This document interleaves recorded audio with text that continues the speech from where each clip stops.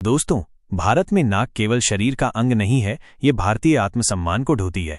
और इसलिए त्रेता युग से ही अधर्मियों की नाक काटने की भारतीय परंपरा रही है और इसलिए मुगलों की भी नाक काटी गई थी।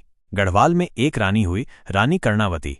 और रानी कर्णावती जी ने मुगलों की हजारों की सेना को पहाड़ियों में उलझाकर भूख प्यास से अधमरा कर दिया और अंत में उनकी नाक कटवाकर उनको वापस लौटाया। असल में 1631 में गढ़वाल नरेश महिपत शाह की मृत्यु के बाद रानी ने 7 साल के पुत्र पृथ्वीपत शाह के नाम पर राज संभाला।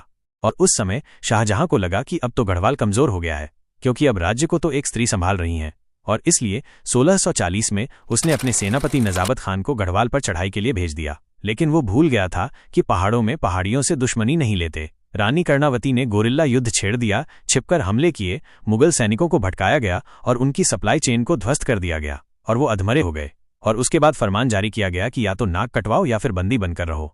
और आखिरकार नजाबत खान और हजारों मुगलों ने अपनी नाक कटवाकर रानी से संधि कर ली और फिर कभी गढ़वाल पर आंख उठाने की हिम्मत नहीं की। आज भारत की शेरनी का नाम इतिहास की किताबों से गुम है, लेकिन भारत की मिट्टी शेरनी को पहचानती है, जैसे माँ भारती पहचानती है अपनी हर वीर बेटी को। आप कमेंट बॉक्स में हमें अवश्य बताएं अगर भारत की और भी वीर गाथाओं को जानना चाहते हैं।